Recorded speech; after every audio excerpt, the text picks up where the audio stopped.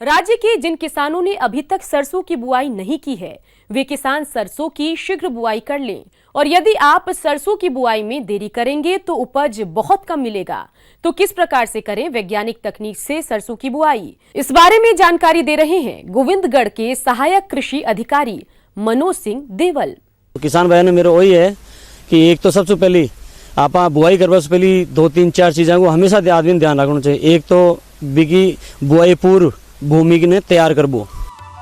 किसान भाइयों, सरसों की खेती में एक महत्वपूर्ण पहलू है प्रजातियों का चयन। जो किसान मृदा एवं क्षेत्र के अनुसार सरसों की उन्नत किस्मों का चुनाव करके बुवाई करते हैं तो उन्हें भरपूर पैदावार मिलती है। तो आइए जानते हैं सरसों की उन्नत किस्मों के बारे में, जो इस प्रकार से है। मैं सरसों के बारे में बताऊं, जहाँ वैरायटी होगी किसान बयान लक्ष्मी होगी, आपके पूसा जय किसान होगी, बायो 902 होगी। तो ये वैरायटी जो बढ़िया बढ़िया आपने गवर्नमेंट की है, जो भी है।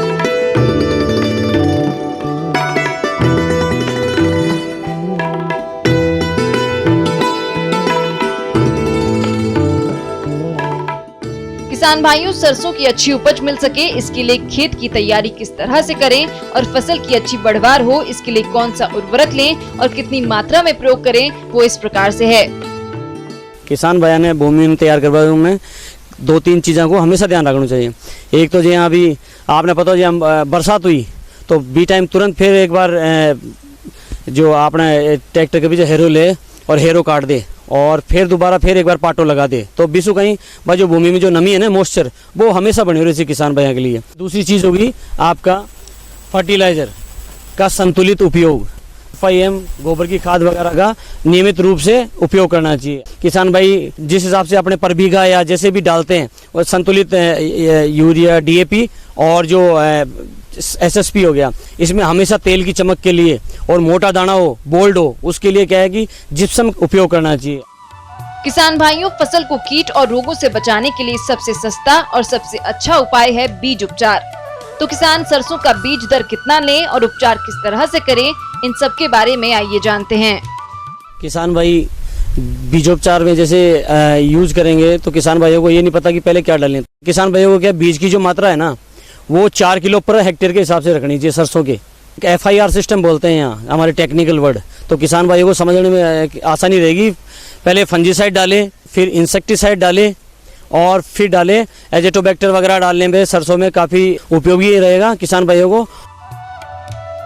बुवाई विधि। सरसों की खेती के लिए पौधों की उचित संख्या हो इसके लिए आवश्यक बीज दर और पंक्ति से पंक्ति एवं पौधे से पौधे की उचित दूरी की महत्वपूर्ण भूमिका होती है। इसकी बुवाई बड़े पैमाने पर सीड कम फर्टी ड्रिल से करना काफी अच्छा रहता है।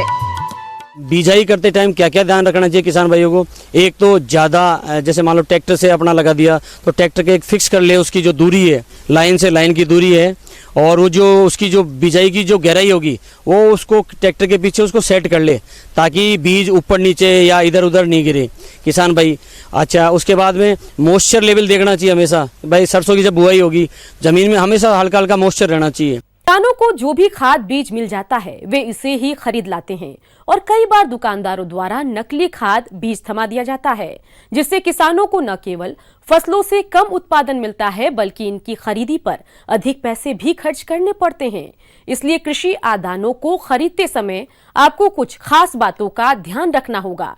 इस बारे में जानकारी दे रहे हैं कृषि विज्ञान केंद्र गूंता बानसूर के प्रभारी डॉक्टर SK शर्मा। सावधानियों के साथ साथ मैं ये कहना चाह रहा हूँ कि सबसे बड़ी बात तो ये है कि आपको जो भी प्रकार जिस भी प्रकार का खाद या बीज जो भी फसल आप बो रहे हैं वो आवश्यक है तो उसको पहले खरीद करके रख लें। कारण क्या होता है, हम लास्ट में एन वक्त पर जब पहुंचते हैं ना, उस समय मारामारी रहती है और उस मारामारी में आपको कोई ज़रूरी नहीं है कि आपको असली चीज़ या सही चीज़ ही हाथ।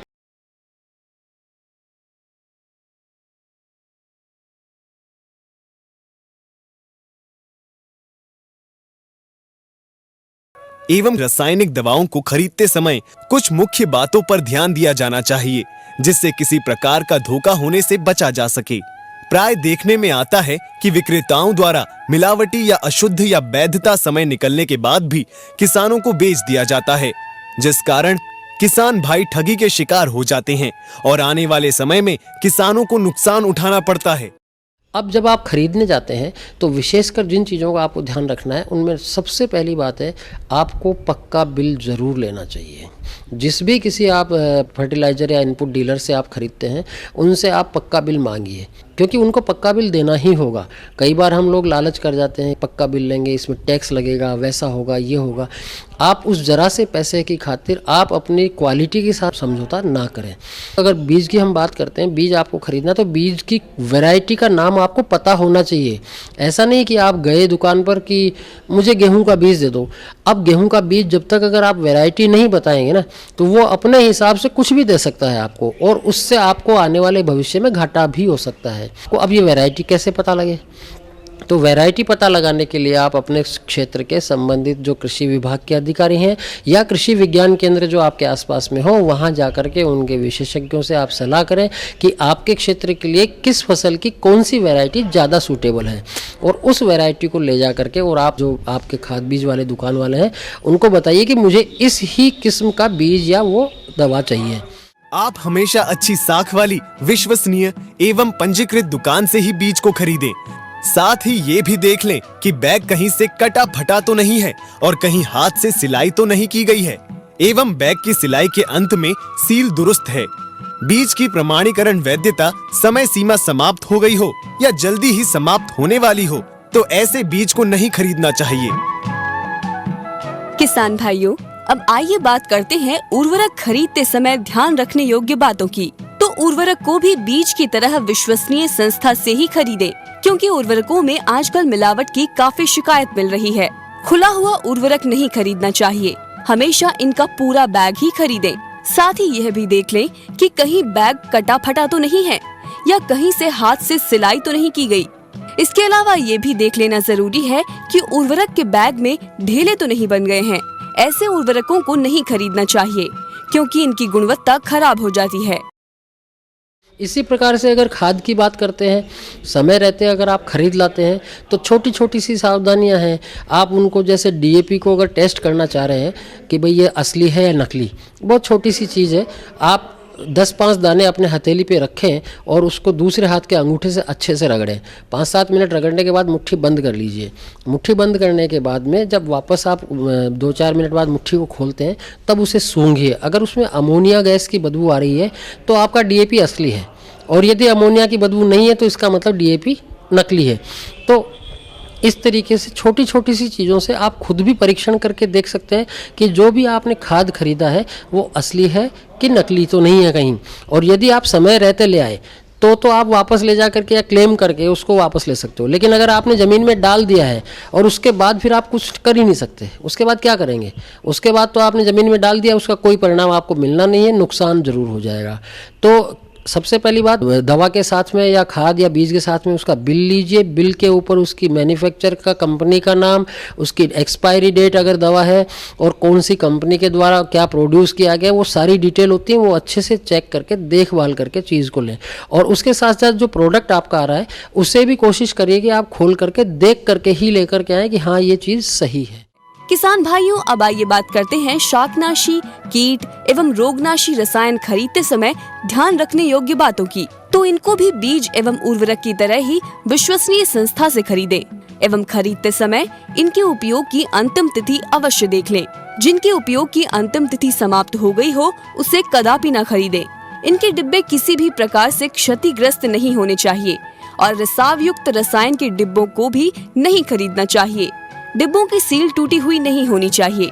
ध्यान रखें, बीज, उर्वरक तथा रसायन खरीदते समय दुकानदार से पक्की रसीद लेना न भूलें, जिस पर खरीद का दिनांक, खरीद की गई वस्तु का नाम, मात्रा, मूल्य, बैच नंबर तथा उपयोग की अंतिम तिथि आदि सभी सूचना रसीद पर लिखी होनी चाहिए। तो अगर इन 2-4 चीज़ों का भी आप सावधानियों का ध्यान रखेंगे तो आप कम से कम मार्केट से धोखा नहीं खा पाएंगे। अगर आपके पास खेती करने के लिए जमीन कम है और आप खेती को प्रोफेशन के तौर पर अपनाना चाहते हैं तो पॉली हाउस आपके लिए शानदार विकल्प है। पॉली हाउस लगाकर आप कम जमीन में सालाना लाखों रुपए की कमाई कर सकते हैं। आज हम आपको ऐसे ही प्रगतिशील किसान गांव साथलपुर, जिला अलवर के सुनील यादव से मिलवा रहे हैं, जो पॉली हाउस लगवाकर आधुनिक तरीके से खेती कर रहे हैं। तो ये पॉली हाउस किस प्रकार से लाभकारी है, आइए जानते हैं खुद इन्हीं से। कृषि में बढ़ती लागत और मंडी में उत्पाद की एक साथ अधिक आवक होने से किसानों को बहुत कम बाजार भाव ही मिल पाता है। इसके अलावा कई बार कीट रोगों के कारण खेतों में संपूर्ण फसल ही चौपट हो जाती है। इन्हीं सब समस्याओं को देखते हुए इस किसान ने अधिक आमदनी के लिए परंपरागत फसलों से हटकर पॉली हाउस में खेती करना शुरू किया और अब अच्छा खासा मुनाफा भी कमा रहे हैं। पहले हम ये जो परंपरागत अपनी खेती करते थे, जैसे ग्वार बाजरा हुआ, तो उसमें हमारे कोई बेनिफिट नहीं होता था। बिल्कुल नॉर्मल अपना बस गुजारा करते थे, नॉर्मल सा।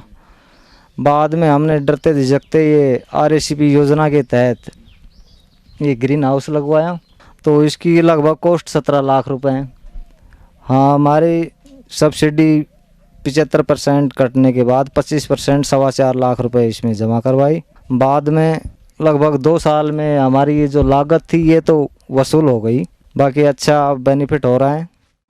लाखों की आय कमाने के लिए इस किसान ने पॉली हाउस लगवाया। इसके बाद वे खेत की अच्छी तरह से तैयारी किए, मिट्टी को फार्मेल्डिहाइड से उपचारित करके बेड बनाए और फसल जैसे टमाटर, खीरा बोने के लिए बेड का निर्माण फसल के आकार, प्रकार और प्रजाति के अनुसार करते हैं। इसके बाद मृदा परीक्षण रिपोर्ट के अनुसार खाद और उर्वरकों का संतुलित मात्रा में इस्तेमाल किए तैयार बेड पर ड्रिप लगाकर समान दूरी पर बीजों की बुआई या पौधों की रोपाई करते हैं। मैंने ये बेड उड़ तैयार कर दिए, ड्रिप की लाइन बिछा रहा हूँ। अब इसमें खीरा लगाने का विचार है, कुछ बेल वाले टमाटर लगाने का भी विचार कर रहा हूँ। खीरे के अंदर मैंने ये सीडलेस जो बगैर बीज का लगवाया था और एक और लिया था सीडलेस ही। ये किसान भाई ज्यादातर खीरा और टमाटर की खेती पॉली हाउस में करते हैं। इनकी उन्नत किस्में इस प्रकार से है। खीरा की उन्नत किस्में सीडलेस खीरा, संकर खीरा 1, संकर खीरा 2 इत्यादि। टमाटर की उन्नत किस्में हिमशिखर, सोलंग गोला, BSS 40 इत्यादि। पॉली हाउस तो इसलिए लगवाया कि जैसे हम बाहर खेती करते हैं ना, जैसे खीरा ही कर लिया तो खीरे के अंदर क्या है, एक तो ज़्यादा बरसात होने की वजह से ख़राब हो जाए, या जैसे आंधी ऊंधी, हवा, लू, ये कई प्रकार के जब बदलते मौसम है ना, इससे हमारी फसल नष्ट हो जाती थी। इसलिए इसमें लगाने से हमारा इसका इनकम अच्छी होती है, फसल ख़राब नहीं होती है और सही अच्छी पैदावार होती है। इसलिए हमने ये ग्रीन हाउस लगवाया। लगभग 2.5-3 लाख रुपए पर फसल के अंदर हम उत्पादन कर लेते हैं। किसान भाइयों, अभी आपने पॉली हाउस में खेती की तकनीक के बारे में जाना। अब इतना सब कुछ जान लेने के बाद जरूर आपकी जिज्ञासा होगी कि पॉली हाउस में खेती करना किसानों के लिए किस प्रकार से लाभकारी है। वो इस प्रकार है, बेमौसमी फसलों की वर्ष भर खेती कर सकते हैं। फसल से मिलने वाले उत्पाद की गुणवत्ता अच्छी रहती है। फसल में कीट रोगों का कम प्रकोप होता है। फसल से उत्पादित उपज का बाजार में अधिक मूल्य मिलता है। पहले तो क्या डर था भाई, पता नहीं क्या होगा, कुछ पैदा भी होगा कि नहीं, तमाशाई बनकर रह जाए। लेकिन ये लगाने के बाद मुझे खुशी है कि इसमें अच्छी पैदावार हो रही है। मैंने 2 साल में बस ये खीरा ही लगाया। खीरा क्या है कि शॉर्ट समय की खेती है और अच्छा उत्पादन होता है, इसलिए मैंने 2 फसल खीरे की ली रेगुलर। और आगे चलकर इसकी पैदावार बढ़ेगी, क्योंकि पहले तो नए थे, हमें ज्ञान भी नहीं था इतना, लेकिन फिर भी अच्छा इसमें इनकम हुआ है और आगे चलकर ये अच्छी पैदा देगा। अन्नदाता हेल्पलाइन निशुल्क फोन संपर्क सेवा के माध्यम से आपके द्वारा पूछे गए प्रश्नों में से 1 या 2 महत्वपूर्ण प्रश्न को हम अपने कार्यक्रम में शामिल करते हैं। इसी के तहत आज का चयनित प्रश्न और उसका जवाब इस प्रकार है। शिमला मिर्च नर्म आर्द्र जलवायु की फसल है। जिन क्षेत्रों में शीत ऋतु में तापमान 10 डिग्री सेल्सियस से अक्सर नीचे नहीं जाता एवं ठंड का प्रभाव बहुत कम दिनों के लिए रहता है, वहां वर्ष भर फसलें ली जा सकती है। इसकी अच्छी वृद्धि एवं विकास के लिए 21 से 25 डिग्री सेल्सियस तापक्रम उपयुक्त रहता है। पाला इसके लिए हानिकारक होता है और ठंडे मौसम में इसके फूल कम लगते हैं। फल छोटे, कड़े एवं टेढ़े मेढ़े आकार के होते हैं, इसलिए जलवायु को देखते हुए इसकी खेती करें। बहुत ज़्यादा ठंड होने पर ये फसल अच्छा करती नहीं है, तो किसान भाई फसल के व्यवहार को तो जानते नहीं हैं। 15 डिग्री से नीचे जाता है तो ये फसल का परफॉर्मेंस बहुत पुअर हो जाता है। तो इसलिए पॉली हाउस में अच्छा ये करता है। तो स्पेसिफिकेशन है, ये कूल लविंग क्रॉप है, ठंडा पसंद करती है, लेकिन चिलिंग टेम्परेचर इसके बहुत विरुद्ध है। और इसमें सबसे पहले एक हाइब्रिड निकला था और सब्जियों में पहला यही हाइब्रिड था, भारत उसका नाम है। तो उस किस्म को लोग काफ़ी शुरू में पॉपुलर हुआ। अभी तो कैलिफोर्निया वंडर करके है, चाइनीज जाइंट है, और अर्का जो IHR बेंगलोर है, तो वहाँ से कई किस्में निकली हैं। उनमें से जो किसान भाइयों को मिल सकता है तो उनको भी ले सकते हैं। भूमि का चयन। शिमला मिर्च के लिए अच्छे जल निकास वाली चिकनी दोमट मिट्टी जिसका pH मान 6 से 6.5 हो सर्वोत्तम माना जाता है। इसकी रोपाई भूमि की सतह से ऊपर उठी एवं समतल क्यारियां पर करना ज्यादा उपयुक्त रहता है। इसके लिए पौध रोपण के लिए मुख्य खेत को अच्छी तरह से 5 से 6 बार जुताई कर गोबर की खाद या कंपोस्ट अंतिम जुताई के पूर्व खेत में अच्छी तरह से मिला दे। इसके बाद उठी हुई 90 सेंटीमीटर चौड़ी क्यारियां बनाए। अगर ड्रिप और मल्चिंग के माध्यम से पौधों की रोपाई करनी है तो ड्रिप लाइन क्यारियों पर बिछाए, बाद में प्लास्टिक मल्च बिछा दे। एक क्यारी पर पौधों की सामान्यतः 2 कतार लगाते हैं, इसलिए उसी के अनुसार मल्च में छेद बनाएं। इसको जो हम खेत तैयार करते हैं तो ये भी काफ़ी न्यूट्रिएंट ज़मीन से लेता है, और 300 कुंटल करीब सड़ी हुई गोबर की खाद देना चाहिए खेत में। लगभग 100 से 120 केजी नाइट्रोजन, जो उसको 2 स्प्लिट डोज में देना चाहिए। अगर पॉली हाउस में करते हैं तो उसको 3 बार दे सकते हैं बराबर। फास्फोरस जो है 40 से 50 केजी पर हेक्टेयर, और पोटास भी वही 40 से 50 केजी पर हेक्टेयर देते हैं। तो ये है, और लगाने का सही वक्त है, इस समय लगाना चाहिए। लगाते वक्त ये किसान भाई ध्यान देंगे कि अगर वो जो खास करके उर्वरक देते हैं, अगर दूरी ज़्यादा है तो वो मार्क निशान बना करके और एक दिन पहले ही NPK का मिश्रण बना लें और फिर वहाँ दे के फिर 24 घंटे छोड़ दें, और तब पौधा लगा के पानी उनको दे देना चाहिए। तो फ़ायदा होता है कि पूरे ज़मीन में उर्वरक फैलाने से जो पौधे को पूरा मिल नहीं पाता है, तो एक जगह देने से खास फ़ायदा इसका होगा। इसमें होता क्या है, किस्म के हिसाब से दूरी को घटाया बढ़ाया जाता है। जिस किस्म का बढ़वार ज़्यादा होता है तो जगह ज़्यादा देना चाहिए, तभी उस वैरायटी का भरपूर किसान फायदा उठा सकते हैं। रोपण एवं दूरी सामान्यतः 10 से 15 सेंटीमीटर लंबा 4 से 5 पत्तियों वाला पौध जो कि लगभग 45 से 50 दिनों में तैयार होता है। पौध रोपण के 1 दिन पूर्व क्यारियों में सिंचाई कर देना चाहिए ताकि पौध आसानी से निकाली जा सके। पौध को शाम के समय मुख्य खेत में 60 गुणा 45 सेंटीमीटर की दूरी पर लगाना चाहिए। रोपाई के पूर्व पौध की जड़ को बाविस्टिन 1 ग्राम प्रति लीटर पानी के घोल में आधा घंटा डुबाकर रखना चाहिए। रोपाई के बाद खेत की हल्की सिंचाई करें, और सिंचाई लगभग आवश्यकता अनुसार 15-20 दिन पे करना चाहिए। ये ध्यान रखना होना चाहिए कि जिसमें आलू, बैगन या टमाटर लगा हुआ हो उस खेत में शिमला मिर्च नहीं लगाना चाहिए, क्योंकि नेमाटोड इस पूरे परिवार का एक बहुत बड़ा दुश्मन है। तो ये ध्यान किसान भाई को रखना होगा। बाकी चीज़ें जो है वो सामान्य खरपतवार, आप जो मैं बताया कि जो गोल दवा आती है 1.5 से 2 ml दवा, अगर किसान भाई खेत में अभी जुताई किए हों, अगर किए भी हों तो उसको छिड़काव करके 1 हफ्ते छोड़ दें, फिर बाद में उसमें लगा सकते हैं। अन्यथा जो खुरपी से निकाई की जाती है और मिट्टी भी जहाँ ज़रूरत होती है लोग चढ़ा देते हैं, वो देखा गया है कि ज़्यादा फायदेमंद है फसल के उत्पादन में। शिमला मिर्च में पौधों को प्लास्टिक या जूट की सूतली रोप से बांधकर ऊपर की तरफ बढ़ने दिया जाना चाहिए, जिससे फल गिरे भी नहीं एवं फलों का आकार भी अच्छा हो।